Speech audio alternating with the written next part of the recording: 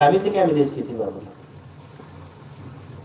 জান্নাতে যাওয়া সহজ, আচ্ছা আমাদের কাছে কঠিন কেন? বলে একটা কদম তোমার নফসের মধ্যে রাখো, দ্বিতীয় কদম তোমাকে জান্নাতে পৌঁছে দেবে।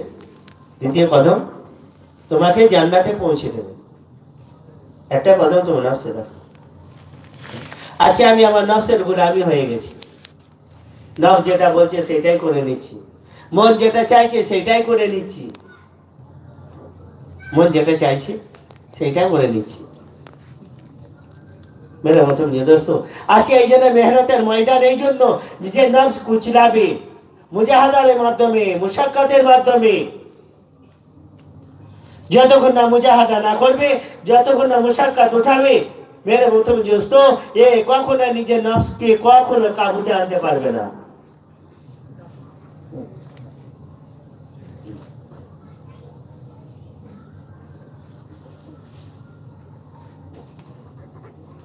বসির ইবনে খাসাসিয়া রাদিয়াল্লাহু তাআলা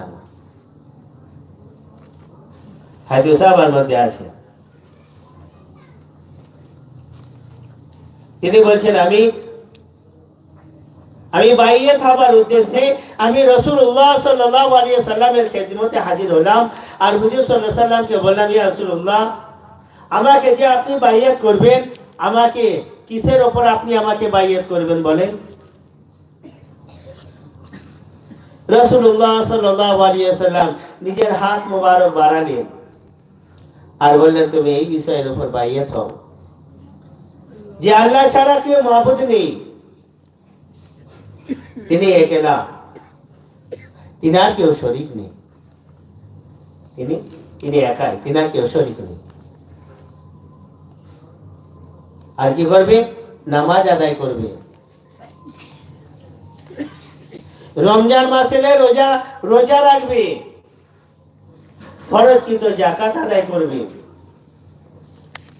যাকাত আদায় করবে, আর বাইতুল্লাহ হজ করবে, তওয়াফ করবে। তো কি বললেন?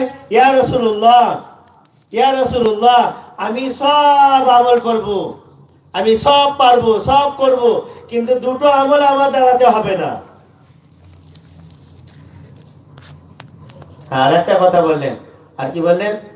আল্লাহর রাস্তায় জিহাদ করব। বলে ইয়া রাসূলুল্লাহ, আমি সব আমল করব, কিন্তু দুটো আমল আমার দ্বারাতে হবে না। একটা হচ্ছে যাকাত দিতে পারবো না, দ্বিতীয় হচ্ছে আল্লাহর রাস্তায় জিহাদ করতে পারবো না, আল্লাহর রাস্তায় বেরোতে পারবো না। এটা বলে না ভাই, আপনাদের কথা খুব ভালো লাগে শুনতে, কিন্তু এই যে তশকিল করেন না, আল্লাহর রাস্তায় চলেন, এটা খুব খারাপ লাগে। সব কথা ভালো লাগে। আল্লাহ নবী কি বললেন? আল্লাহ নবী কি বললেন? বলে সব থেকে, আজকে আমার আপনার সব থেকে ভারী কষ্ট, মাল চলে যাবে হাত থেকে মাল চলে যাবে। বলেন গ্রামের অধিকাংশ যদি 100% মুসলমান যদি ঘর থাকে, 100টা ঘর থাকে, আজকে অধিকাংশ বলে হিসাব লাগান 90টা ঘরে যাকাত বেরোবে, 90টা ঘরে যাকাত বেরোবে। বলে ইয়া রাসূলুল্লাহ, আমি যাকাত দিতে পারবো না, যাকাত দিতে পারবো না। বলেন সাহাবা কখনো অস্বীকার করে না। বলে ইয়া রাসূলুল্লাহ, আমি যে করবো না তা নয়, কিন্তু আমার কারণ এইটা যে কি, আমার বাড়িতে খালি 10টা ছাগল আছে, 10টা ছাগল, আর এই ছাগলগুলোর দ্বারাই আমার কি হয়, জীবিকা নির্ভর, আমার পরিবারে জীবিকা নির্ভর। অতএব ইয়া রাসূলুল্লাহ, আমি যাকাত দিতে পারবো না। তারপর বলে ইয়া রাসূলুল্লাহ, আর আল্লাহর রাস্তায় আমি বার হতে পারবো না, জিহাদ করতে পারবো না। রাসূলুল্লাহ সাল্লাল্লাহু আলাইহি সাল্লামকে কারণ বললেন। বলে আমি খুব ভীতু। কথা আমি শুনেছি, যারা আল্লাহর রাস্তায় বার হয়, আল্লাহর রাস্তায় বার হয়ে যারা ফিরে আসে, পালিয়ে আসে, আল্লাহ তাআলার গুসা, আল্লাহ তাআলা আযাব সঙ্গে নিয়ে আসে। কি করে? সঙ্গে আল্লাহ তাআলা আযাব নিয়ে আসে।